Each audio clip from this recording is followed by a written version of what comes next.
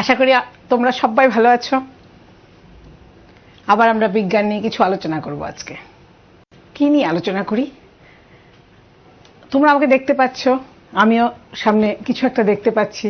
তোমাদের আশেপাশে দেওয়াল, পাখা, চারপাশে সব দেখতে পাচ্ছ। কি করে দেখতে পাচ্ছ? আমরা কি করে দেখতে পাই? হ্যাঁ, চোখ দিয়ে তো দেখতে পাই। এছাড়া আর কি লাগে?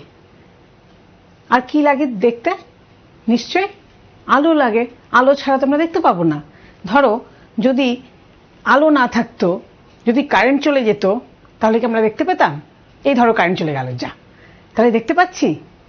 আবার যখন কারেন্ট আসবে তখন আমরা দেখতে পাবো। এই দেখতে পেলাম, এখন সব চারপাশে টিভি দেখতে পাচ্ছি, চারপাশে দেওয়াল, পাখা, ঘড়ি, আশেপাশে কি আছে সব দেখতে পাচ্ছি। তার মানে কিছু দেখার জন্য আমাদের সবসময় আলো দরকার। সেই চ্যাপ্টারটা নিয়ে, আলোটা কি, আলো কি কাজে লাগে, সেটা নিয়ে আমরা আজকে আলোচনা করব। তোমাদের বিজ্ঞান বইতেই আছে চ্যাপ্টার 16, আলো চ্যাপ্টার। বের করে ফেলো তাড়াতাড়ি। চ্যাপ্টার 16, আলো বা লাইট। এই চ্যাপ্টারটাই আজকে আমরা একটু আলোচনা করব। কি আছে? আলো আমরা কোত্থেকে পাই? আলো, কিছু বস্তু আমাদের আলো দেয়। আবার এই যে দেওয়াল, চেয়ার, টেবিল, এগুলো দেখতে পাচ্ছি, এরা নিশ্চয়ই আমাদের আলো দেয় না, কিন্তু আমরা দেখতে পাই। আবার যারা আমাদের আলো দেয়, যেমন ধরো কারা কারা আমাদের আলো দেয়? যেমন ধরো সূর্য, ছবিতে দেখা যাচ্ছে সূর্য আমাদের আলো দেয়। মোমবাতি আমাদের আলো দেয়। বা রাত্রেবেলা হঠাৎ কারেন্ট চলে গেলে আমরা কি করি? সোলার লাইট জ্বালাই, সেই সোলার লাইট আমাদের আলো দেয়। কেরোসিনের ল্যাম্প আমাদের আলো দেয়। আবার দেখো এই যে ফুলটা দেখতে পাচ্ছ, সেই ফুলটা কিন্তু আলো দিচ্ছে না, কিন্তু আমরা ওকে দেখতে পাচ্ছি। তাহলে দু রকমের পদার্থ আছে, আমরা দেখতে পারি। আলো যারা দিচ্ছে তাদেরকেও দেখতে পাচ্ছি, যারা দিচ্ছে না তাদেরকেও দেখতে পাচ্ছি। তাহলে পদার্থ আমরা বলতে পারি দু রকম আছে। এই দেখার না দেখার উপর এটাকে দুভাবে ভাগ করা যায়। একটা হচ্ছে নিষ্প্রভ বস্তু, আর একটা হচ্ছে সপ্রভ বস্তু। সপ্রভ মানে যে নিজে আলো দেয়, সেটা হচ্ছে সপ্রভ বস্তু। যেমন ধরো উদাহরণ দাও সপ্রভ বস্তুর। যেমন সূর্য, তারপর মোমবাতি, লাইট, এগুলো সব হচ্ছে সপ্রভ বস্তু। সোলার লাইট, এগুলো সব হচ্ছে সপ্রভ বস্তু। নিষ্প্রভ বস্তু কি আছে? সপ্রভ বস্তু কি আমরা পরের ছবিটাতে দেখি। সপ্রভ বস্তু কোনগুলি দেখি, কি কি আছে সপ্রভ বস্তু তোমাদের জন্য। সূর্যের আলো হতে পারে, লাইট হতে পারে, তারপর মোমবাতি, কেরোসিনের ল্যাম্প। আর কোত্থেকে আমরা পাই? যেমন চার্জার লাইট, টর্চ লাইট। দেখো ছবিতে দেখা যাচ্ছে বাল্ব, সূর্য, এগুলো সব হচ্ছে সপ্রভ বস্তু। যে বস্তু আমাদের আলো দেয় তাকে বলা হচ্ছে সপ্রভ বস্তু। পরের ছবিটাতে আমরা দেখি, সেখানে দেখব নিষ্প্রভ বস্তু আছে, মানে যারা আলো দেয় না কিন্তু ওদেরকে আমরা দেখতে পাই, সেটা হচ্ছে নিষ্প্রভ বস্তু। কি কি আছে আমাদের চারপাশে? আমাদের ঘরে দেওয়াল, চেয়ার, টেবিল, তারপর গাছ, বিভিন্ন প্রাণী। আমরাও কিন্তু নিষ্প্রভ বস্তু। আমরা কি আলো দিই?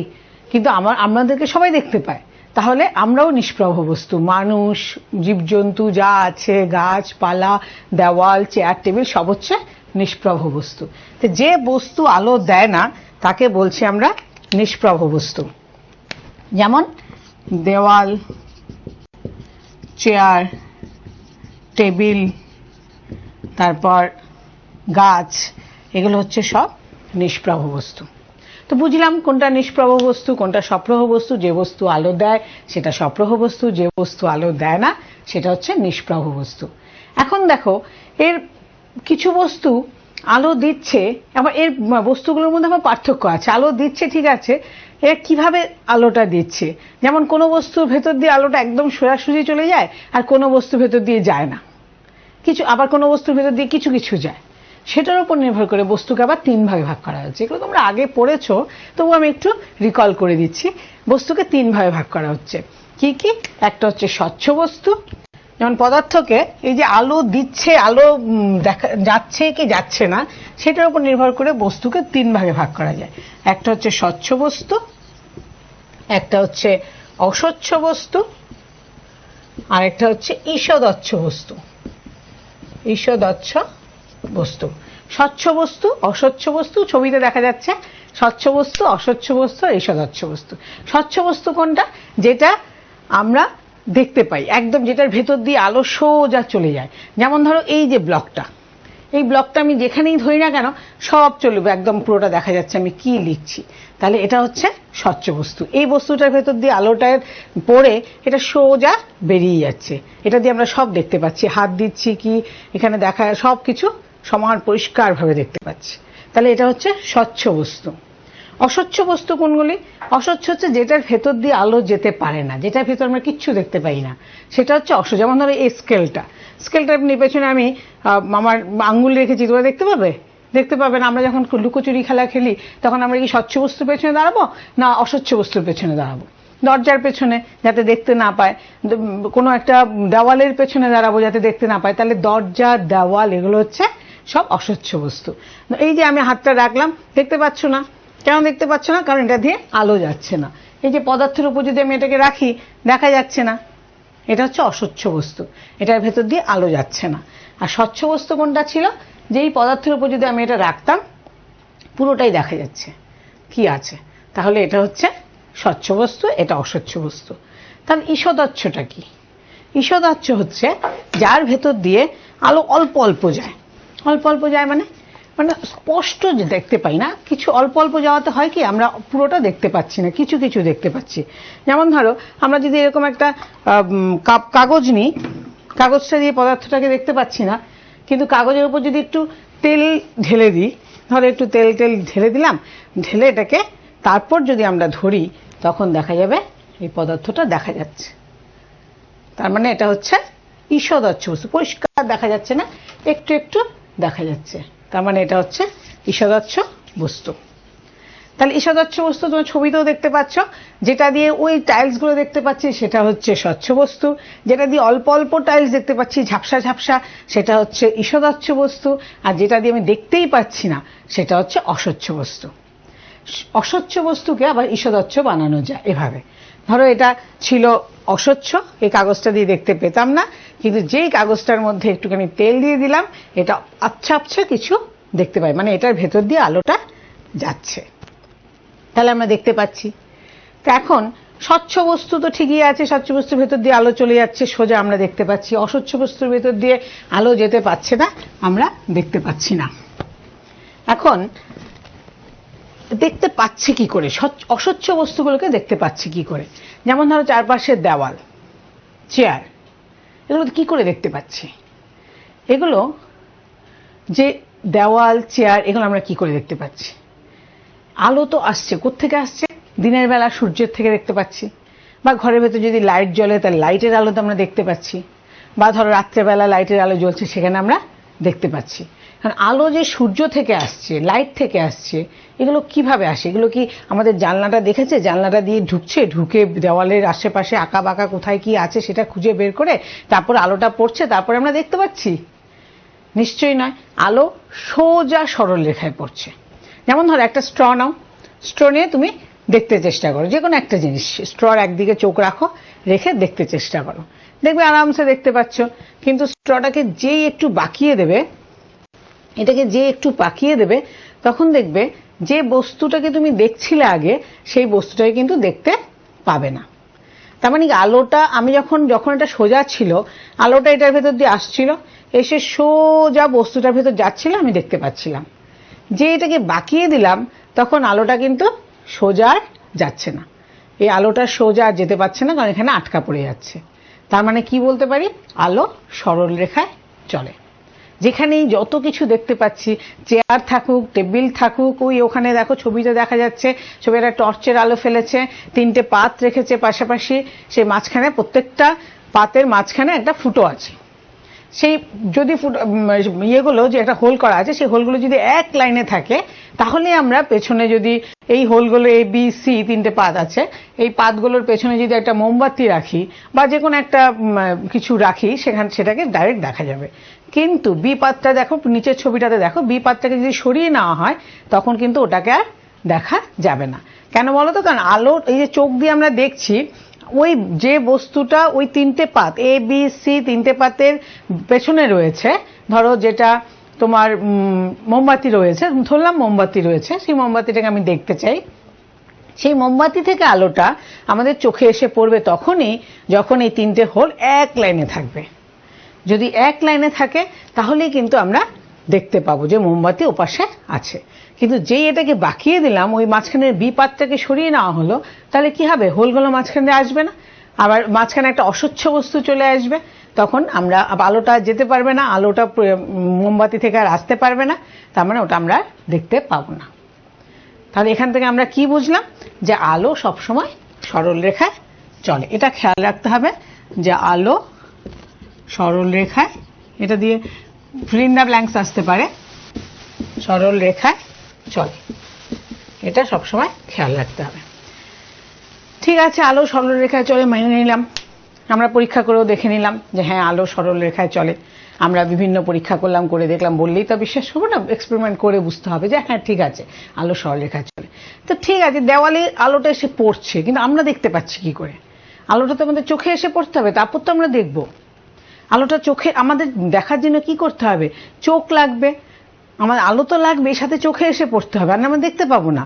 আমাদের সবচেয়ে ইম্পর্টেন্ট অঙ্গ হচ্ছে চোখ, চোখ ছাড়া কিন্তু আমরা দেখতে পাই না। তো চোখের মধ্যে কি আছে দেখি এবার, চোখের মধ্যে কি আছে, চোখের ছবিটা দেখি। আর যদি অস্বচ্ছ বস্তুর মধ্যে দিয়ে, যদি এখানে যে ছবিটা সেটা হচ্ছে ছায়া, এটাও তোমরা আগে পড়েছো যে অস্বচ্ছ বস্তুর মধ্যে যদি আলোটা পড়ে তাহলে কি হয়? ছায়া তৈরি হয়। যেমন ধরো এখানে আলোটা আসছে, আমি যদি হাতটা রাখি, হাতে দেখো একটা ছায়া তৈরি হচ্ছে, হাতে একটা ছায়া এখানে তৈরি হচ্ছে। কেন বলো তো? আমার চারপাশে যে আলোগুলো আছে সেই আলোটা আমার এই হাতটার জন্য আসতে পারছে না, তাই জন্য এটাকে এখানে একটা সবসময় ছায়া তৈরি হচ্ছে। তো এই যে আলোর যে ছায়াটা তৈরি হচ্ছে, এটা অস্বচ্ছ বস্তুর উপর দিয়ে গেলে একমাত্র ছায়া তৈরি হয়। তোমরা তো জানোই ছায়া কখন তৈরি হয়, যখন তোমরা স্কুল যাও তখন দেখা যায় তোমাদের একটা ছায়া মাটিতে পড়ছে, আবার যখন স্কুল থেকে ফেরো তখনও দেখা যায় উল্টো দিকে ছায়াটা মাটিতে পড়ছে। কোনো সময় ছায়া বড় হয়, কোনো সময় ছায়া ছোট হয়। ছবিটাতে দেখা যাচ্ছে, দেখো সূর্যের আলো পড়ছে গাছটাতে, গাছটার একটা ছায়া পড়ছে মাটিতে, যত সূর্য ঘুরে যাবে ছায়ার দৈর্ঘ্যও চেঞ্জ হয়ে যাবে, ছায়াটা এক সাইড থেকে এক সাইডে চলে যেতে পারে। তোমরা যখন স্কুল যাও, যে সাইডে তোমার শ্যাডোটা থাকে, ছায়াটা থাকে, সেই সাইডে নিশ্চয়ই যখন স্কুল থেকে ফেরো থাকে না, অন্য সাইডে থাকে। আবার দেখো পেন্সিল আছে, এখানে পেন্সিলের লাইটটা ফেলা হচ্ছে, পেন্সিলের পেছনে যদি একটা পর্দা থাকে বা দেওয়ালের মধ্যে দেখো পেন্সিলের ছায়াটা পড়ছে। তো ঠিক আছে, ছায়া বুঝলাম, আলো সরল রেখায় চলে বলেই ছায়াটা হয়। এখন আলো, কোনো জিনিস দেখতে গেলে আমার আলো তো লাগবেই, আর কি লাগবে? আমাদের চোখ লাগবে।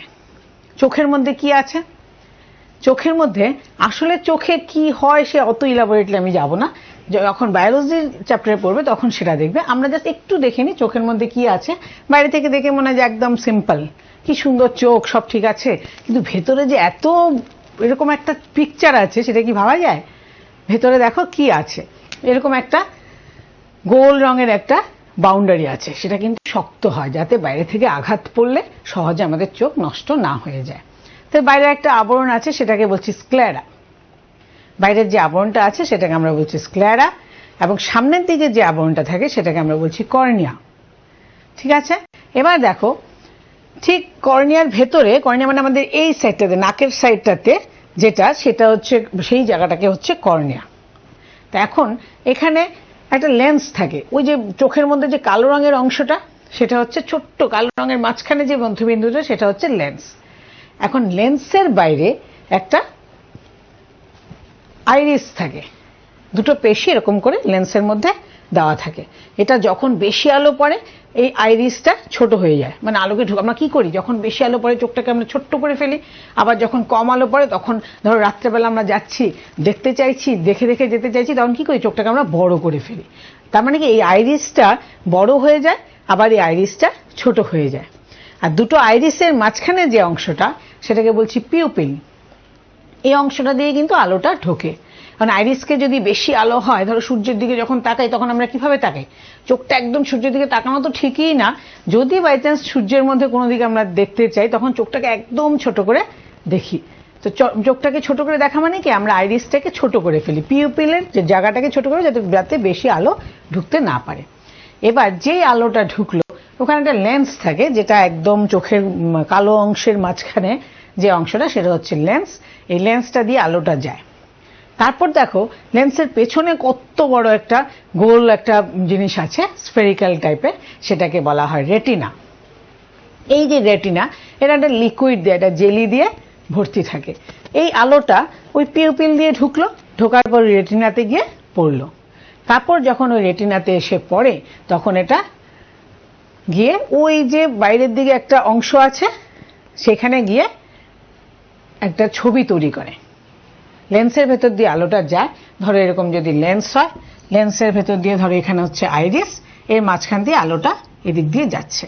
তা আলোটা বেঁকে, যেহেতু লেন্সের ভেতর দিয়ে যাচ্ছে, এটা বেঁকে এখানে এই যে গোল অংশটা আছে, এখানে নার্ভ থাকে, অপটিক নার্ভ, যে গোল অংশটা আছে এখানে একটা ছবি তৈরি করে। যেমন ধরো যদি এখানে একটা গাছের সামনে থেকে যদি কোনো আলো আসে, তাহলে এইখানে কিন্তু একটা ছবি তৈরি করবে, উল্টো দিকের একটা গাছের একটা ছবি তৈরি হবে, সেই ছবিটা কিন্তু উল্টো হয়। তারপর এই অংশটার সাথে নার্ভ যুক্ত থাকে, অপটিককে বলে অপটিক নার্ভ বা অপটিক স্নায়ু। সেই অপটিক স্নায়ু দিয়ে যে কি ছবি হচ্ছে সে বলে দেয়, সে সোজা মাথার মধ্যে ব্রেনে পাঠিয়ে দেয় যে দেখ এই ছবিটা দেখা যাচ্ছে, এই ছবিটা হচ্ছে গাছের ছবি, সেটা ব্রেনের মধ্যে এদিক দিয়ে চলে যায়, সেটাকে বলা হয় অপটিক নার্ভ। এটাকে বলা হয় অপটিক নার্ভ। অপটিক নার্ভ দিয়ে আমরা বুঝতে পারি যে কি ছবি আমরা দেখতে পাচ্ছি। এখন এখানে একটা অংশ আছে, ছোট্ট একটা অংশ আছে, যে অংশটাতে গিয়ে আলোটা পড়লে আমরা দেখতে পাই না, এই অংশটাকে বলা হয় অন্ধবিন্দু। এটাকে বলা হয় অন্ধবিন্দু বা ফোবিয়া। এটাকে ফোবিয়া বলা হয় বা অন্ধবিন্দু বলা হয়। ঠিক এই জায়গাটাতে যখন কোনো আলো এসে পড়ে বা কোনো যে কিছু থেকে যখন আলো হয় তখন এটাকে আমরা দেখতে পাই না। তো এইভাবে আমরা চোখ দিয়ে আমরা দেখতে পাই, চোখের থেকে আমরা যাই দেখি আলোটা এসে আমাদের রেটিনাতে পড়ে, সেই রেটিনাতে একটা প্রতিচ্ছবি তৈরি করে, সেটা আমাদের ব্রেনে গিয়ে বলে যে এটা হচ্ছে এই ছবি, তখন আমরা বুঝতে পারি।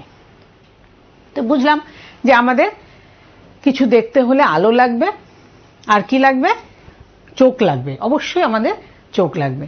তা এখন চোখ দিয়ে তো গেল, ঠিক আছে দেখলাম, দেওয়াল, চারপাশের চেয়ার, এগুলো আমরা কি করে দেখি? দেওয়াল, চেয়ার, এগুলো আমরা কি করে দেখি? এখান থেকে তো আলো আসে না, যেগুলোর থেকে আলো আসে সেগুলো আমাদের চোখে এসে পড়ে, ঠিক আছে আমরা দেখতে পাচ্ছি। কিন্তু যদি দেওয়াল হয় তো দেওয়ালের থেকে তো চোখে এসে পড়ে না, তখন আমরা কি করে দেখতে পাই? ধরো সেখানে কি হয়, প্রতিফলন হয়। যেমন ধরো আমরা জলের পরের ছবিটা দেখো, আমরা যদি জলের সামনে এসে দাঁড়াই তাহলে জলে আমরা নিজেদেরকে দেখতে পাই, বা আয়নার মধ্যে যদি আমরা দাঁড়াই, দেখো ছবিটাতে দেখো জলের সামনে যে গাছগুলো আছে, জলের মধ্যে ঠিক গাছগুলো সব দেখা যায়। আয়নার সামনে যদি কেউ দাঁড়ায় আরামসে নিজেকে সম্পূর্ণ ভালোভাবে দেখা যায়। কি করে দেখি? কারণ কি হয়, ধরো এই যে আয়না যেটা আছে, ধরলাম এটা আয়না, এটা একটা পি বিন্দু, এখান থেকে আলো এসে আয়নাটাতে পড়লো, পড়ার সাথে সাথে এটা প্রতিফলিত হয়, এটা আবার ব্যাক করে একই মাধ্যমে চলে আসে। এই যে আলোটা পড়লো, মানে এখানে সূর্য থেকে তো পি বিন্দুটাতে আলো পড়েছে, বা ধরো সূর্য থেকে তো ওই গাছগুলোতে আলো পড়েছে, সূর্য থেকে ওই মেয়েটাতে আলো পড়েছে, তারপর সেই আলোটা ওই জলগুলোর ওপর বা ওই আয়নাটার ওপর এসে পড়ছে, জলের ওপর বা আয়নাটার ওপর এসে পড়ছে। যেই জলের ওপর বা আয়নাটার ওপর এসে পড়লো তখন এটা আবার ব্যাক করে নিজের মাধ্যমে আবার সে আমাদের কাছে ফিরে আসে, সেটাই হচ্ছে প্রতিফলন। পরের ছবিটা দেখো, এটা আবার ব্যাক করে এদিকে চলে আসে, ধরো এটা এভাবে পড়লো, পড়ে আবার ব্যাক করে একই মাধ্যমে চলে এলো, আবার ব্যাক করে একই মাধ্যমে চলে এলো।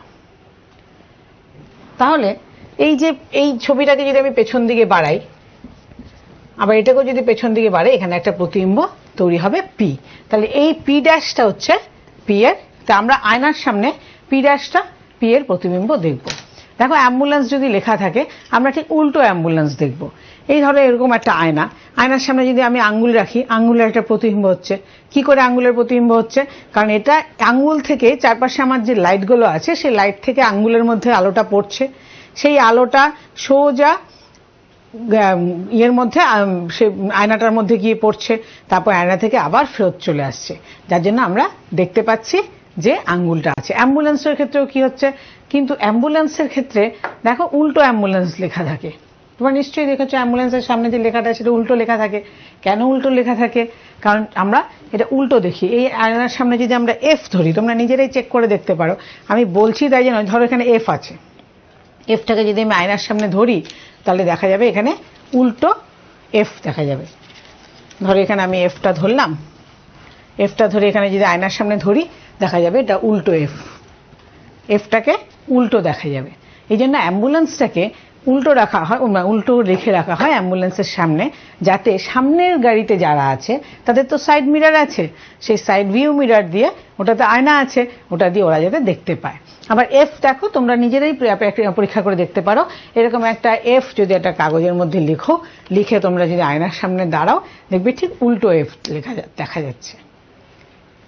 কেন কেন উল্টো এফ দেখা যাচ্ছে?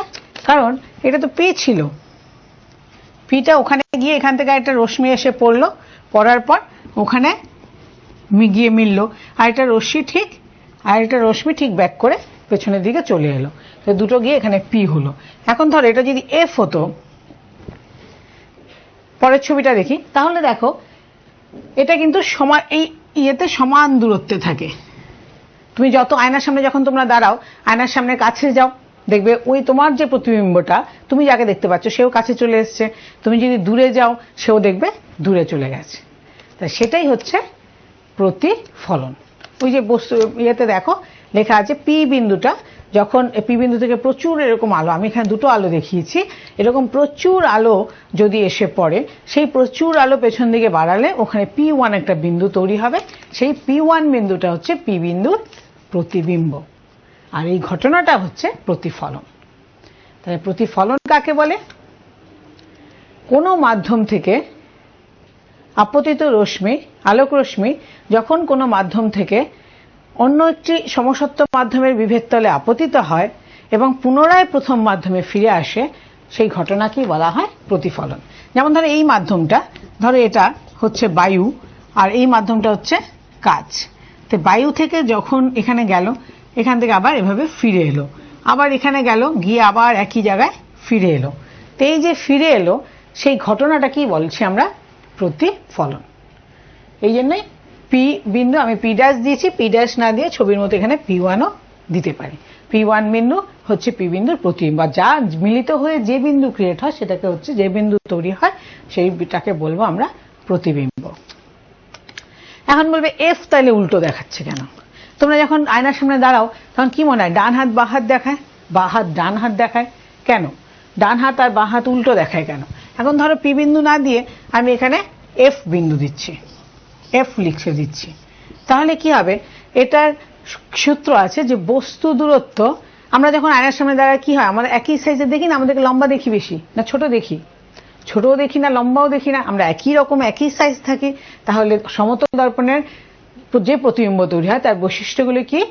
এগুলো সমান আকার থাকে, আর এই যে দূরত্বটা, এই দূরত্বটা সমান থাকে। মানে এই জন্যই কিন্তু আমরা যত আয়নার কাছে যাই আমাদের প্রতিবিম্বটাও কাছে আসে, আমরা যত দূরে যাই প্রতিবিম্বটাও তত দূরে যায়, কারণ বস্তু দূরত্ব আর প্রতিবিম্ব দূরত্ব, এটা হচ্ছে বস্তু দূরত্ব, এই দূরত্বটা হচ্ছে বস্তু দূরত্ব, এটা হচ্ছে বস্তু দূরত্ব। এই বস্তু থেকে আয়নার দূরত্বটাকে, সমতল দর্পণের দূরত্বটাকে বলছি বস্তু দূরত্ব, আর বস্তু থেকে প্রতিবিম্বের দূরত্বটাকে বলছি প্রতিবিম্ব দূরত্ব। এটা হচ্ছে প্রতিবিম্ব দূরত্ব, একটা হচ্ছে বস্তু দূরত্ব, একটা প্রতিবিম্ব দূরত্ব। তাহলে আমরা বৈশিষ্ট্যগুলি কি পাচ্ছি? প্রতিবিম্বের বৈশিষ্ট্য হচ্ছে, প্রতিবিম্বের বৈশিষ্ট্যগুলি হচ্ছে, 1 নাম্বার বস্তুর আকার সমান থাকে, বস্তুর আকার সমান, আর 2 নাম্বার হচ্ছে বস্তু দূরত্ব সমান সমান প্রতিবিম্ব দূরত্ব, আর পার্শ্ব পরিবর্তন হয়, বস্তু দূরত্ব সমান সমান প্রতিবিম্ব দূরত্ব, আর কি হয়? পার্শ্ব পরিবর্তন হয়। 3 নম্বর হচ্ছে পার্শ্ব পরিবর্তন ঘটে। পার্শ্ব পরিবর্তন মানে কি? পার্শ্ব পরিবর্তন মানে পাশের দিক, যেমন ধরো ডান দিকে যদি আমরা দাঁড়াই, ডান দিকে ডান হাতকে মনে হবে বাঁ হাত, বাঁ হাতকে মনে হবে ডান হাত, এটা হচ্ছে পার্শ্ব পরিবর্তন। এই জন্যই কিন্তু এফ কে এরকম দেখা। এখন ধরো এফ থেকে যদি পড়ে, এফ থেকে একটা রশ্মি এলো, সে একই দূরত্বে এখানে থাকলো ধরো, আবার এই বিন্দুটা থেকে এলো, তো এটাও একই দূরত্বে এই বিন্দুটা থাকলো, কিন্তু এখান থেকে যে রশ্মিটা আসবে সেই রশ্মিটা চলে যাবে এই জায়গাটাতে, তাহলে এফটা হয়ে যাবে এখানে, আমি যে এফটা লিখেছিলাম এখন এফটা এরকম উল্টো হয়ে যাবে। যেহেতু বস্তু দূরত্ব প্রতিবিম্ব দূরত্বের সমান তাই জন্য এটা উল্টো হয়ে যায়। তো এটা গেল সমতল দর্পণে। সমতল দর্পণের বৈশিষ্ট্যগুলি আমরা জানলাম। সমতল দর্পণের ক্ষেত্রে কি হয়, আকারে ছোট হয় না আকারে বড় হয়, এটা আকারে সমান থাকে, বস্তু দূরত্ব সমান প্রতিবিম্ব দূরত্ব, পার্শ্ব পরিবর্তন হয়। এছাড়াও আরো অনেক দর্পণ আছে, যেমন ধরো অবতল দর্পণ। অবতল দর্পণ তোমরা দেখবে একটা চামচ নাও, চামচের একটা সাইডে তুমি যদি আঙ্গুল দাও দেখবে, বা নিজেকে যদি দেখো দেখবে একটু বড় লাগছে, দূরে গেলে ছোট লাগছে, সামনে গেলে বড় লাগছে, আবার এখানে যখন দূরে যাবে সামনে যাবে দেখবে একটু ছোট বড় মনে হবে। বা আঙ্গুলটাকে যদি দেখো দেখবে এটা যখন উত্তল এই সাইডে একরকম দেখাচ্ছে, এই সাইডে একরকম দেখাচ্ছে। এগুলো কিন্তু দর্পণ, একটা অবতল আর একটা হচ্ছে, যেহেতু এটা নিচের দিকে এটা হচ্ছে অবতল, আর যেহেতু এটা উপরের দিকে এটা হচ্ছে উত্তল দর্পণ। ঠিক আছে, তাহলে দর্পণও দু রকম আছে, এটা তোমরা বড় হলে আরো পড়বে, উত্তল দর্পণ অবতল দর্পণ সম্পর্কে আরো পড়বে। তাহলে প্রতিফলনটা আরেকটু ভালো করে বুঝি। প্রতিফলন তো এখানে বুঝলাম, হ্যাঁ দর্পণের ক্ষেত্রে কি হয় সেটা বুঝলাম। তাহলে প্রতিফলন আসলে কি আর একটু যদি ভালো করে বলি, প্রতিফলনটা যেমন ধরলাম একটা মাধ্যম আছে, এখানে একটা মাধ্যম আছে, এখানে একটা এরকম মাধ্যম আছে। এই মাধ্যমে একটা রশ্মি এসে এখানে পড়লো, একটা রশ্মি এসে এখানে এসে পড়লো, এটা আলোক রশ্মি এসে পড়লো। যে বিন্দুতে পড়লো সেই বিন্দুতে আমি একটা লম্ব আঁকলাম, সেই বিন্দুতে একটা লম্ব আঁকলাম। আর ঠিক তার সমানভাবে এটা কি হবে, এটা আবার একই দিকে ফিরে যাবে, একই দিকে ফিরে আসবে, একই বিন্দুতে ফিরে আসবে। তাহলে এই যে একই দিকে ফিরে এলো সেটাকে বলছি আমরা, এই ঘটনাটাকে বলছি আমরা প্রতিফলন। এই ঘটনাটাকে বলছি প্রতিফলন। আর এই যে রশ্মিটা এসে পড়লো এটাকে বলছি আপতিত রশ্মি, আপতিত রশ্মি। আর এই যে রশ্মিটা ফেরত চলে গেল মানে আবার ফিরে এলো, সেটাকে বলছি, যেহেতু প্রতিফলনের পর ফিরে এলো, প্রতিফলিত হলো, তাই জন্য এটাকে আমরা বলছি প্রতিফলিত রশ্মি, প্রতিফলিত রশ্মি। আর মাঝখানের যে কোণটা আপতিত রশ্মি এবং এটা মাঝখানে যে আমি লম্ব আঁকলাম সেটার নাম দিলাম আমি অভিলম্ব। তো আপতিত রশ্মি এবং অভিলম্বের মাঝখানে যে কোণটা সেটাকে বলছি আপতন কোণ, আপতন কোণ, এটার নাম দিচ্ছি আই। আর যে প্রতিফলিত রশ্মি এবং অভিলম্বের মধ্যে যে কোণটা সেটাকে বলছি প্রতিফলন কোণ, প্রতিফলন কোণ। এরকম কোশ্চেন আসতে পারে প্রতিফলন কোণ এগুলো। আর যেহেতু রিফ্লেকশন, প্রতিফলন মানে কি রিফ্লেকশন, আর যেটা আপতিত হচ্ছে আপতিত রশ্মি সেটাকে বলছি ইনসিডেন্ট রে, আর যেটা প্রতিফলিত হচ্ছে সেটা হচ্ছে রিফ্লেক্টেড রে। আর অভিলম্ব যেটা সেটাকে বলছি আমি নর্মাল, সেটা হচ্ছে ইংলিশে আমরা বলবো নর্মাল।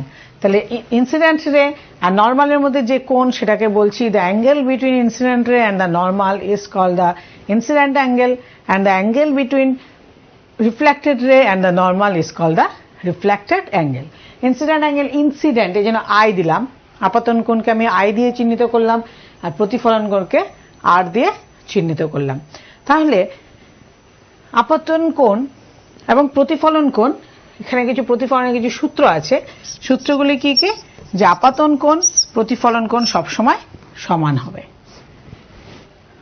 সমান হওয়াতেই কিন্তু আমরা ওই এফটাকে উল্টো এফ দেখছি। বস্তু দূরত্ব প্রতিবিম্ব দূরত্ব সমান হওয়াতেই কিন্তু আমরা যেটা ইয়েতে সমতল দর্পণে আমরা কিন্তু উল্টো দেখছিলাম। এখন ধরো এই যদি এখানে একটা বস্তু থাকে, সেই বস্তুর উপর যদি আমরা এই কলমটা দেখি, আবার এর প্রতিবিম্বটা দেখো দেখা যাচ্ছে, এই প্রতিবিম্বটাও কিন্তু এই তলের মধ্যেই রয়েছে। এই প্রতিবিম্বটা যে দেখতে পাচ্ছি কলমের, সেই কলমের প্রতিবিম্ব এবং কলম দুটো কিন্তু এই কাচের তল, যে কাচটা আমরা আয়নাটা আমরা দেখতে পাচ্ছি সেই কাচের তলের মধ্যেই রয়েছে। তার মানে কি আপতিত রশ্মি, প্রতিফলিত রশ্মি এবং আপতন বিন্দুতে অভিলম্ব একই তলে আছে, একটা তলই থাকবে। তো প্রথম সূত্র হচ্ছে আপতন কোণ, প্রথম সূত্র হচ্ছে আপতন কোণ সমান সমান প্রতিফলন কোণ। আপতন কোণ মানে আই সমান সমান আর প্রতিফলন কোণ। আর দ্বিতীয় হচ্ছে এরা একই সমতলে থাকে। আপতিত রশ্মি, প্রতিফলিত রশ্মি এবং আপাতন বিন্দুতে অঙ্কিত অভিলম্ব একই সমতলে থাকে। এটা হচ্ছে প্রতিফলন। এই প্রতিফলনের জন্যই কিন্তু আমরা দেওয়াল, চারপাশে যে দেওয়ালগুলো দেখতে পাচ্ছি, কারণ দেওয়াল থেকে আলো প্রতিফলিত হয়ে আসছে, চেয়ার থেকে আলো প্রতিফলিত হয়ে আসছে, আর যেখান থেকে প্রতিফলিত হচ্ছে সেটাকে আমরা বলছি প্রতিফলক। ছবিতে দেখানো আছে, এটা হচ্ছে প্রতিফলক, এটা হচ্ছে আপতিত রশ্মি, মাঝখানটা হচ্ছে অভিলম্ব আর প্রতিফলিত রশ্মি। এবং দেখো আপতন কোণ এবং প্রতিফলন কোণ সবসময় সমান হবে, আর আপাতন কোণ আর প্রতিফলন কোণ যে তলের মধ্যে আছে সেটাকে আমরা বলছি প্রতিফলক তল, এবং একই তলের মধ্যে থাকতে হবে। তো বুঝে গেলাম প্রতিফলনটা। এখন দেওয়াল থেকে প্রতিফলিত হচ্ছে, কাচের থেকেও প্রতিফলিত হচ্ছে, কিন্তু যখন তোমরা কাচের পাশে থাকো, কাচের সামনে থাকো, আয়নার সামনে থাকো, তখনই কিন্তু আমরা আমাদেরকে দেখতে পাই। কিন্তু দেওয়ালের সামনে না থাকলেও তো আমরা দেওয়াল দেখতে পাই। আয়না থেকে যদি সরে যাই তাহলে কিন্তু আর আমরা নিজেদেরকে দেখতে পাই না। আর দেওয়ালকে যেখানেই ঘরে ঢুকলেই আমরা দেওয়াল দেখতে পাই, তাই তো? কেন এরকম হয়? কারণ এই যে প্রতিফলক তল কিন্তু দুরকম। কাচ যেটা আয়না, সেটা কিন্তু একরকম প্রতিফলক তল, এটা মসৃণ। আর দেওয়ালগুলো একটু ধরে দেখো তো, এটা কেমন খসখসে, এটা কিন্তু অমসৃণ। তাহলে প্রতিফলক তলও কিন্তু আলাদা হয়। সূত্রগুলো সবসময় মেনে চলে, প্রতিফলন সবসময় সূত্র মেনে চলে, কিন্তু তলগুলো আলাদা হওয়াতে যে কোনো দিক থেকে আমরা দেওয়াল, চেয়ার এগুলো দেখতে পাচ্ছি, কিন্তু আয়নার সামনে দাঁড়ালে একমাত্র আমরা নিজেদেরকে দেখতে পাবো, একটু সরে গেলে কিন্তু আমরা দেখতে পাবো না। তাহলে তল দুরকম হতে পারে। এই যে প্রতিফলক তলটা দুরকম হতে পারে। একটা হচ্ছে একদম মসৃণ হতে পারে, সেখানে আলোটা এলো, এসে সোজা বেরিয়ে গেল। আরেকটা তল হতে পারে, এটা হচ্ছে একদম মসৃণ তল, যেটা আয়না, দর্পণ। আরেকটা হচ্ছে তলটা এরকম হতে পারে, অমসৃণ, যেটা ধরো দেওয়াল। ছবিতে দেখা যাচ্ছে যে দেওয়াল, সেটাকে আমরা বলছি অনিয়মিত বা বিক্ষিপ্ত প্রতিফলন। সেখানে আলোটা যদি এখানে এসে পড়ে, এটা চলে যাবে এই সাইডে, আরেকটা আলো যদি এখানে এসে পড়ে, এটা চলে যাবে এই সাইডে, কোনোটার কোনো ঠিক থাকবে না। তাহলে এক একটা আলো এক এক দিকে যাবে। কিন্তু এর আগের ছবিটা নিয়মিত প্রতিফলনের ক্ষেত্রে একই আলো একই দিকে যাবে। এর আগের ছবিটা নিয়মিত প্রতিফলন যেটা, সেটাকে আমরা বলছি, সুতরাং তল যদি মসৃণ হয়, যে প্রতিফলন মসৃণ তল থেকে হয় তাকে বলছি নিয়মিত প্রতিফলন, আর যে প্রতিফলন অমসৃণ তল থেকে হয় সেটাকে বলছি বিক্ষিপ্ত প্রতিফলন। এর আগের ছবিটা দেখি, নিয়মিত প্রতিফলন যেটা, এটা হচ্ছে বিক্ষিপ্ত প্রতিফলন, একটা হচ্ছে নিয়মিত প্রতিফলন। দু রকমের প্রতিফলন হয়। এই যে দেখো, এটা হচ্ছে নিয়মিত প্রতিফলন, আলোগুলো একদম সোজা এসে সোজা যাচ্ছে। এটা নিয়মিত স্কুল আসে, তোমাদের মধ্যে যেমন আছে অনেকে সোজা প্রত্যেকদিন স্কুল আসছে, খুব ভালো, যেভাবে বলছে সেভাবে চলছে, একদম বাড়ি থেকে সোজা স্কুল আসছে, স্কুল থেকে সোজা বাড়িতে যাচ্ছে, কোথাও আর যাচ্ছে না। তাহলে এরা হচ্ছে নিয়মিত, রেগুলার রিফ্লেকশন। আর যেটা হচ্ছে একটু দুষ্টু, মানে ধরো বাড়ি থেকে এলো, আসার পর স্কুল থেকে বাড়ি যাওয়ার সময় আবার এদিক যাচ্ছে, দোকানে যাচ্ছে, এই যাচ্ছে, ওরা হচ্ছে বিভিন্ন দিকে যাচ্ছে, সেটা হচ্ছে বিক্ষিপ্ত প্রতিফলন। পরের ছবিটা দেখো, বিক্ষিপ্ত প্রতিফলন যেটা, সেটা হচ্ছে যে একই দিকে আসছে না, চারদিকে, এই চারদিকে ছড়িয়ে পড়ার জন্যই কিন্তু আমরা ঘরে ঢুকে দেওয়াল, চেয়ার যে কোনো দিক থেকে দেখতে পাচ্ছি। কিন্তু ওই দেখো, এরা একটা রশ্মি একদিকে যাচ্ছে, তো আরেকটা রশ্মি একদিকে যাচ্ছে, এদের কোনো ঠিক থাকছে না। তো এই জন্যই কিন্তু আমরা এক একটা এক এক সময় এক এক দিক থেকে আমরা দেখতে পাচ্ছি। কিন্তু যেহেতু নিয়মিত প্রতিফলনে আয়নার সামনে দাঁড়ালে একমাত্র আমরা দেখতে পাই, তো আয়না থেকে যে প্রতিফলন হয় সেটা হচ্ছে নিয়মিত প্রতিফলন। এখন ধরো সিনেমার পর্দা কি, সিনেমার পর্দা খসখসে না মসৃণ? সিনেমার পর্দা যদি মসৃণ হতো, খসখসে, তাহলে কি হতো? মসৃণ হলে এখানে নিয়মিত প্রতিফলন হতো, আলোক রশ্মি একটা নির্দিষ্ট দিকেই যেত, এবং আমাদেরকে এক লাইনে বসতে হতো। আয়নার সামনে যেমন এক লাইনে থাকতে হয়, দেখা যায় না, ঠিক তেমনি এক লাইনে বসে চারদিক থেকে কিন্তু আমরা সিনেমা দেখতে পারতাম না। এই জন্য সিনেমার পর্দাটা খসখসে করা হয়, যাতে বিক্ষিপ্ত প্রতিফলনটা হয়, যাতে বিভিন্ন জায়গার থেকে আমরা দেখতে পারি। বোঝা গেল যে কেন বিক্ষিপ্ত প্রতিফলন হয়, কেন নিয়মিত প্রতিফলন হয়। তাহলে এই বিক্ষিপ্ত প্রতিফলন, নিয়মিত প্রতিফলন তো আমরা বুঝলাম। এখন এটাকে আর কি কি কাজে লাগান? ফোন নাম্বার আছে তোমাদের স্ক্রিনে, তোমরা ইচ্ছে করলে প্রশ্ন জিজ্ঞেস করতে পারো, যদি প্রশ্ন জিজ্ঞেস করার থাকে জিজ্ঞেস করতে পারো। আমরা একটা ক্যালিডোস্কোপ বানাতে পারি। এই যে আয়নাগুলো, এই আয়নাগুলোকে নিয়ে এখানে একটা আয়না দিচ্ছি, এর পাশে যদি একটা অ্যারো করে আয়না দেওয়া থাকে, তাহলে দেখা যাবে 3-4টে যদি এরকম আয়না থাকে তাহলে একটা একটা প্রতিফলন বিভিন্ন অনেকগুলো প্রতিফলন হবে। যেমন ধরো তোমরা যখন সেলুনে যাও বা ইয়েতে যাও তাহলে কি হয়, এখানে চারপাশ থেকে পেছনে একটা আয়না থাকে, সামনে একটা আয়না থাকে, সাইডে একটা আয়না থাকে, মনে হয় যেন অনেকগুলো প্রতিফলন হচ্ছে। তাহলে একটা ইয়ের থেকে অনেকগুলো প্রতিফলন হতে পারে, সেভাবেই কিন্তু ক্যালিডোস্কোপ বানানো হয়। এটা একটা বেশ মজার একটা ক্যালিডোস্কোপ বানানো হয়। কিভাবে বানানো হয়, যে দুটো এরকম পাত প্রিজমের মতো রাখা হয়, ধরো এটা হচ্ছে প্রিজম, এরকম একটা এখানে একটা পাত আয়তক্ষেত্রাকার পাত আর এখানে আরেকটা আয়তক্ষেত্রাকার পাত থাকে। সেই দুটোর মাঝখানে কিছু কাচের গুঁড়া বা ধরো বিভিন্ন কালারফুল কাচ রেখে দেওয়া হয় এবং আরেকটা সাইডে একটা হোল করে দেওয়া হয় একটা, এবং সুন্দর বিভিন্ন কালার করা যেতে পারে। আরেকটা সাইডে একটা কার্ডবোর্ডে একটা হোল করে দেওয়া, যেটা দিয়ে আমরা দেখছি। তারপর যেই আমরা ঘোরাতে থাকবো দেখা যাবে বিভিন্ন আকৃতি, বিভিন্ন নকশা দেখা যায়। এটাই হচ্ছে ক্যালিডোস্কোপ। ঠিক আছে, বেশ মজার খেলা করার জন্য এসব ক্যালিডোস্কোপ বানানো হয় এবং এক ছবি সবসময় দেখা যায় না। তো আমরা বুঝলাম যে আয়না লাগবে, বিভিন্ন প্রতিফলক লাগবে, চোখ লাগবে, আলো লাগবে কিছু দেখার জন্য। কিন্তু যাদের চোখ নেই, যারা ছোটবেলা থেকে দেখতে পায় না, যারা একদমই দেখতে পায় না, তাদের কি হবে? ধরো যাদের চোখে প্রবলেম, জন্মান্ধ, তাদের কি হবে? তারা কি করে পড়াশোনা করবে? নিশ্চয়ই করে, তারা তো পড়াশোনা না করে বসে থাকবে না, তারা নিশ্চয়ই পড়াশোনা করে। কি করে করবে তারা পড়াশোনা? তারা ওরা কি করে, ওদের জন্য একটা আলাদা অ্যালফাবেট, আমরা যেমন ABCD 1 2 3 4 পড়ি, তেমনি ওদের জন্য আলাদা alphabet dot dot dot dot করা থাকে, কোনোটা উঁচু কোনোটা নিচু। যেমন ধরো ছবিতে দেখা যাচ্ছে ABCDEFGKLM এর 1 2 3 4 এভাবে করে করা থাকে। এখানে কটা? 6টা ডট থাকে। এই 6টা ডটের কোনটা, এই 6টা ডট পর পর সাজানো থাকে। যেমন ধরো ওই ব্ল্যাক কালার যেটা দেওয়া আছে সেটা হয়তো উঁচু করা থাকে, তো ওরা তো চোখে দেখতে পায় না, তো যখন ওরা ওদের কিন্তু চোখে না দেখলেও ওদের অন্য সেন্স অনেক বেশি স্ট্রং হয়, ওদের ঘ্রাণ শক্তি স্ট্রং হয়, স্পর্শ শক্তি স্ট্রং হয়, ওরা ঠিক হাত দিয়ে ধরেই বুঝতে পারবে যে কি আছে এটাতে। কেউ এলেই নিজের কান দিয়ে কানের শোনার শ্রবণ শক্তি অনেক স্ট্রং হয়, তো ওরা শুনেই বুঝতে পারবে যে এখানে কে আছে কি আছে। সুতরাং যেহেতু ওদের চোখের শক্তিটা, দৃষ্টি শক্তিটা কম, কিন্তু অন্য শক্তি ওদের অনেক বেশি হয়, তাই জন্য শ্রবণ শক্তি দিয়ে ওরা বুঝতে পারে কেউ এলে, আবার পায়ের শব্দ গুনেও বুঝতে পারে ওরা কি, কে আসছে কে যাচ্ছে। আবার ওদের ঘ্রাণ শক্তি দিয়ে ওরা বুঝতে পারে যে কি হচ্ছে। আবার ধরো বিভিন্ন স্পর্শ শক্তি দিয়ে ওরা বুঝতে পারে। তো ওরা ABCD কিভাবে শেখে? ওই ব্রেইল, এই যে সিস্টেমটা, এটাকে বলা হয় ব্রেইল পদ্ধতি। এটাকে বলা হয় ব্রেইল পদ্ধতি।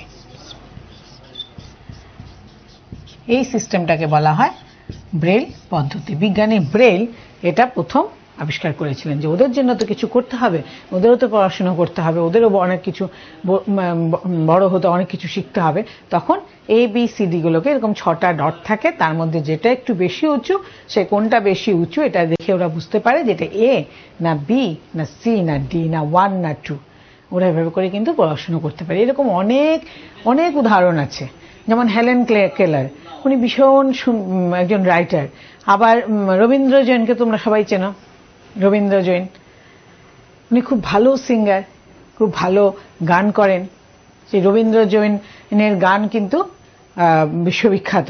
তো এই রবীন্দ্র জৈন কিন্তু জন্মান্ধ ছিলেন, কিন্তু কি করে উনি গান শিখলেন, কি করে উনি লেখা পড়তে পারতেন? এই ব্রেল পদ্ধতি অনুসরণ করেই কিন্তু উনি পড়তে পারতেন। রবীন্দ্র জৈনের ছবিটা আমরা দেখি একটু, এর পরের ছবিটা।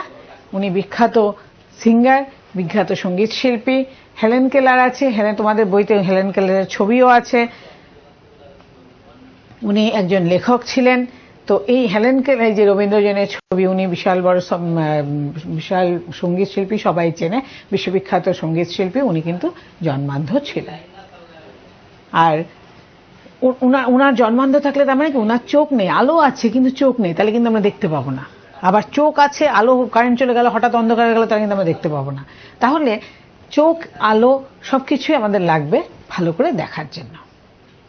তাহলে আমরা দেখলাম যে অনেক ব্যক্তি আছে যারা চোখ না থাকলেও কিন্তু অনেক উপরে গেছেন, অনেক কিছু করেছেন। এখন এই যে চোখের যত্ন কিন্তু নিতে হবে। যারা জন্মান্ধ তো কিছু করার নেই, কিন্তু যাদের চোখ আছে তাদের কিন্তু অনেক চোখের যত্ন নিতে হবে। কিভাবে যত্ন নেব আমরা? চোখের যত্ন নিতে গেলে চোখকে প্রত্যেকদিন ভালো করে জল দিয়ে পরিষ্কার করতে হবে। খুব বেশি আলোর মধ্যে আমরা তাকাবো না, ঠিক আছে? তাহলে চোখ খারাপ হয়ে যেতে পারে। আর চোখের ভালোর জন্য এ ভিটামিন খুব দরকার। এই ভিটামিন কোথায় কোথায় থাকে? এই ভিটামিন মানে আমি এখন ওষুধ খেয়ে ফেললাম হয়ে গেল? সে নিশ্চয়ই হবে না। আমাদের সেসব খাওয়া খেতে হবে যেখানে এই ভিটামিন সবচেয়ে বেশি। যেমন ধরো গাজর, বিভিন্ন আম, বিভিন্ন ফল, কোথায় কোথায় এই ভিটামিন আছে, কুমড়ো, শাকসবজি, সেগুলো আমাদের বেশি করে খেতে হবে। চোখটাকে আমাদের যত্ন করে রাখতে হবে। এখন তোমরা বলবে যে ঠিক আছে, রাত্রেবেলা তাহলে কি করে অনেক পাখিরা দেখে? পাখিরা তো রাত্রেবেলাও দেখে। কি করে দেখে? আমরা তো দেখতে পাই না। কুকুর, বিড়াল, তারপর পেঁচা, এরা তো সব রাত্রেবেলা দেখে। কি করে রাত্রেবেলা দেখে? এই চোখের মধ্যেই কিন্তু কোষ থাকে। এই যে চোখের ভেতর, চোখের ছবিটা আবার একটু দেখি। চোখের ছবিটাতে আমরা যেটা দেখেছিলাম যে এখানে রেটিনা আছে, চোখের সামনে কর্নিয়া আছে, পিউপিল আছে, পিউপিল আছে, তারপর লেন্স আছে। ঠিক লেন্সের পেছনে যে রেটিনাটা আছে, সেই রেটিনাটার মধ্যে দুটো কোষ থাকে। এই কোষের জন্যই কিন্তু আমরা দেখতে পাই। রাত্রেবেলা অনেক প্রাণীরা দেখতে পায়। এখানে দু ধরনের, এই যে চোখের ছবিটা, এই চোখের ছবিটা দেখো, সামনে একটা পিউপিল আছে যেটা দিয়ে আলো প্রবেশ করে। বেশি আলো প্রবেশ করলে আমরা আইরিসটাকে ছোট করে ফেলি যাতে বেশি আলো প্রবেশ না করতে পারে, আবার কম আলোতে আমরা এটাকে বড় করে ফেলি। কিন্তু তারপরেও কিন্তু আমরা রাত্রেবেলা এটা দেখতে পাই না।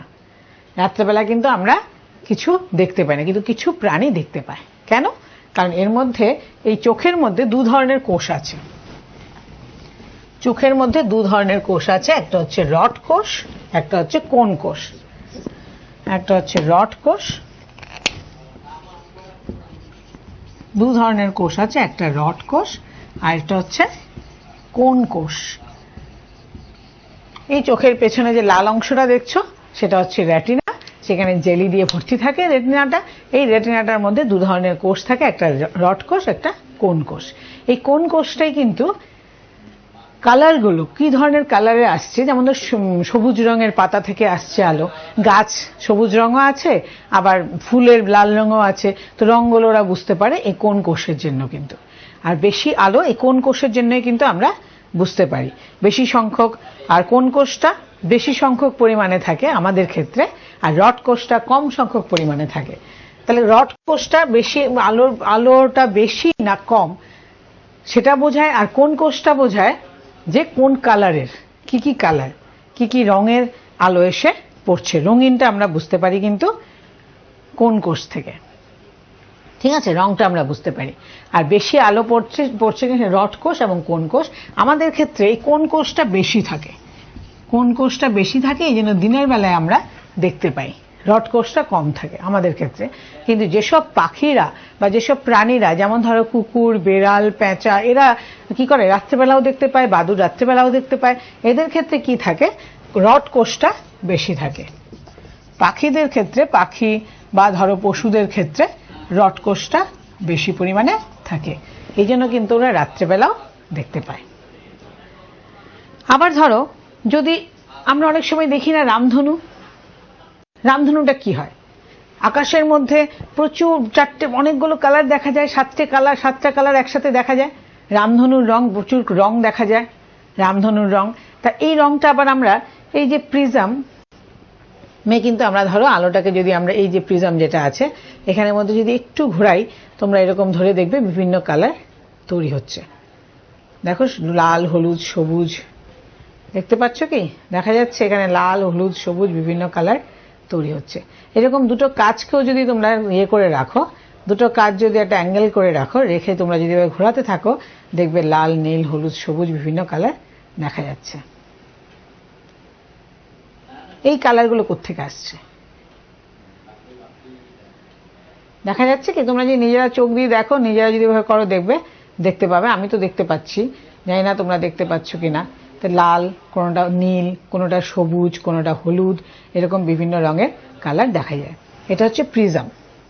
প্রিজমটা কি? এই যে দুটো কাচ, এখানে একটা কাচ, এখানে একটা কাচ, এখানে একটা, তিনটে আয়তক্ষেত্র। দেখো, এই একটা আয়তক্ষেত্র, এই একটা আয়তক্ষেত্র, আর এই একটা আয়তক্ষেত্র। এই তিনটে আয়তক্ষেত্র কোণ করে থাকে, একটা অ্যাঙ্গেল করে লাগানো থাকে। তোমরা যদি বিভিন্ন কাচ, যে আয়নাগুলো, 3-4টে আয়নাকে যদি এভাবে করে অ্যাঙ্গেল করে রাখতে পারো এবং এটাকে ঘোরাও, দেখবে এখানে সূর্যের আলোটাকে লাল, নীল, হলুদ, সবুজ বিভিন্ন ইয়েতে আলোতে রঙে ভেঙে যাচ্ছে। আর এটার উপরে একটা ত্রিভুজাকৃতি, এখানে এই ত্রিভুজাকৃতি একটা কাচ থাকে, আর এই পাশেও ত্রিভুজাকৃতি একটা কাচ থাকে। তাহলে এই প্রিজমের কটা তল হলো? একটা, দুটো, তিনটে আয়তক্ষেত্র আর দুটো ত্রিভুজ। এদিকে দুটো ত্রিভুজ, আর এটা দুটো, আর নিচে একটা, তিনটে আয়তক্ষেত্র। টোটাল কটা তল? 5টা তল। টোটাল হলো এখানে 5টি তল বিশিষ্ট কাচের বস্তুকে বলা হয় প্রিজম। এই তলের মধ্যে যদি এটাকে আমি কন্টিনিউয়াস ঘোরাতে থাকি আলোর মধ্যে, তখন দেখা যাবে এখানে লাল, নীল, সবুজ, হলুদ অনেকগুলো কালার দেখা যাবে। এখানের মধ্যে যদি আলো এসে পড়ে তখন লাল, নীল, হলুদ, সবুজ অনেকগুলো কালার। কি হয় আসলে, কি কালারগুলো আমি চারপাশ থেকে দিচ্ছি? লাল দিচ্ছি, হলুদ দিচ্ছি, সবুজ দিচ্ছি, তাই দিচ্ছি কি? নিশ্চয়ই দিচ্ছি না। এটা সূর্যের আলো, চারপাশে যতই আলো, শুধু সূর্যের আলো না, সব আলোর মধ্যে এই যে সাদা আলোটা কিন্তু অনেকগুলো আলোর সমষ্টি, 7 রঙের সমষ্টি। এটা তোমরা আগেও পড়েছ। যেই প্রিজমটার মধ্যে এসে এই সাদা আলো এসে পড়ছে, তখন এটা বিভিন্ন আলোতে ভেঙে যাচ্ছে। ধরো এটা হচ্ছে প্রিজম,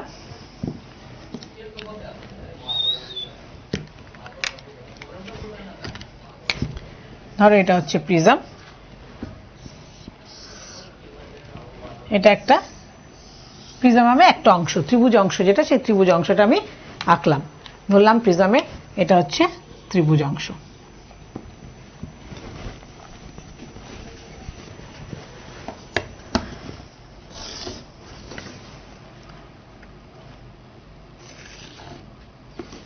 তিনটে অংশ আমরা দেখেছি প্রিজমের, প্রিজমের 5টা তল, 3টে আয়তক্ষেত্র এবং একটা ত্রিভুজ।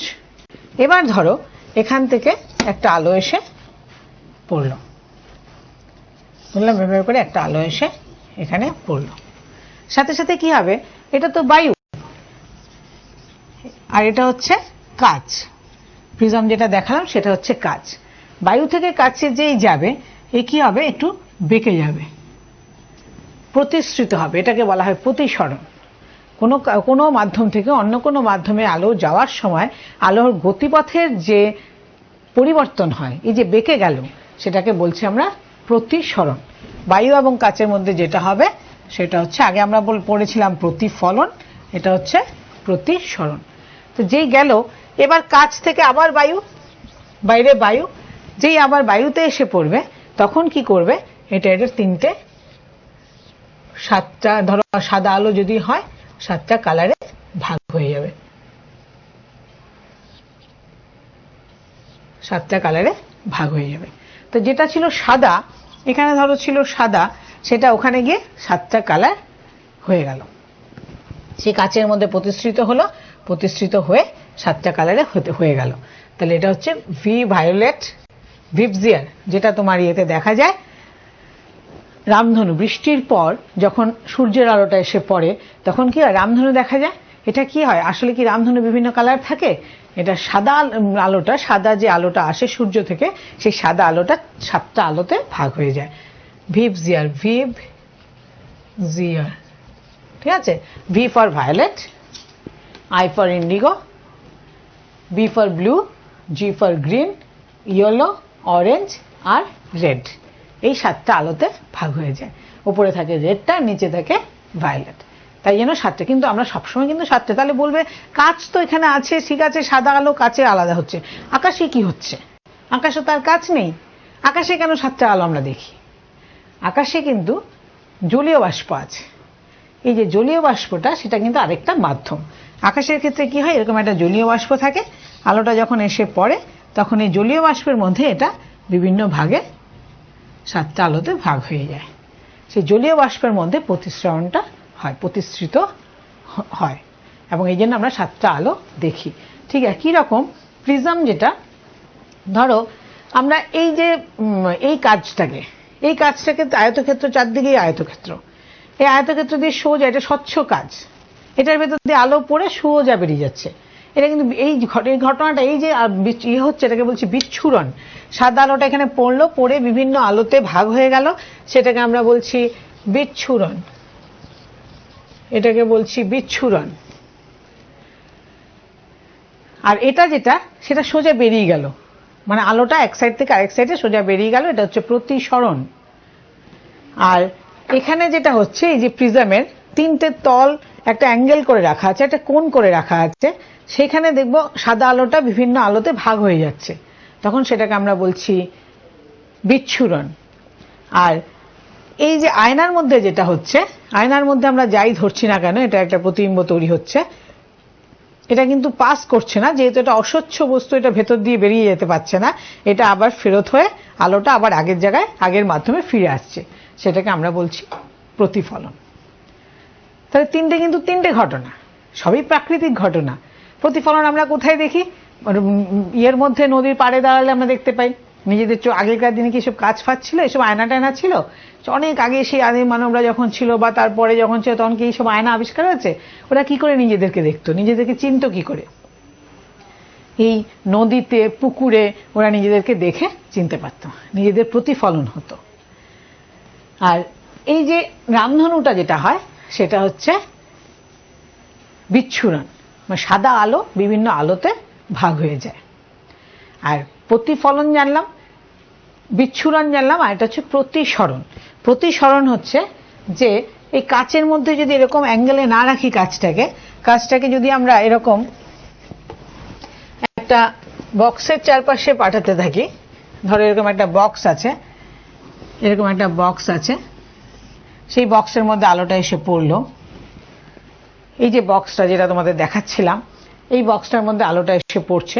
এই বক্সটা তোমরা একটা টেবিলের উপর রেখে একটা পিন রেখে দেখতে পারো, যে যেখানে তুমি পিনটা রেখেছো সেখানে ঠিক তার অপোজিটে কিন্তু দেখবে না, একটু সরে যাবে।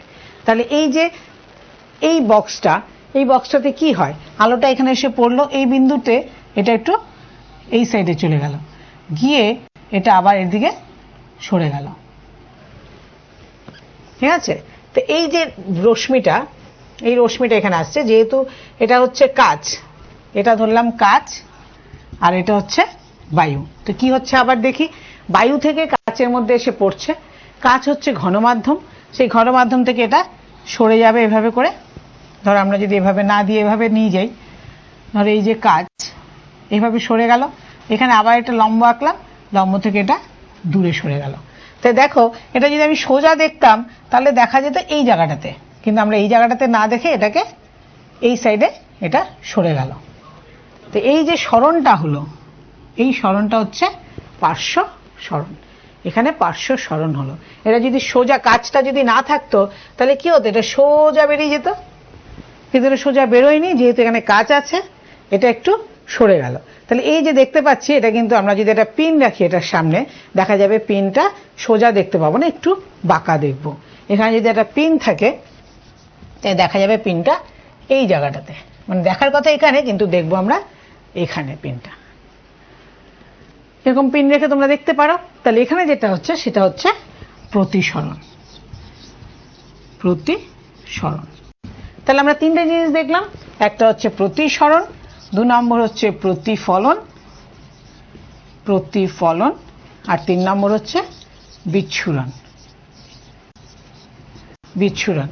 প্রতিফলন কি, কোনো মাধ্যম থেকে আলোকরশ্মি, যেমন ধরো আয়নাতে যেটা হয়, কোনো মাধ্যম থেকে আলোকরশ্মি যদি কোনো সমসত্ব মাধ্যমের বিভেদ তলে আপতিত হয়ে পুনরায় সেই মাধ্যমে ফিরে আসে, যেমন ধরো এইটা ধরছি, এটা আবার এইখান থেকে আলোটা এসে পড়ছে, পড়ে আবার পুনরায় ফিরে যাচ্ছে, তো সেটা একই মাধ্যমে ফিরে যাচ্ছে, সেটাকে আমরা, এটার ভেতর ঢুকছে না কারণ এটা অস্বচ্ছ বস্তু, এটার ভেতর ঢুকবে না, এখানে রাখলাম, এখান থেকে আবার এই মাধ্যমে ফিরে আসছে, তো সেটাকে আমরা বলছি প্রতিফলন, একই মাধ্যমে ফিরে আসছে।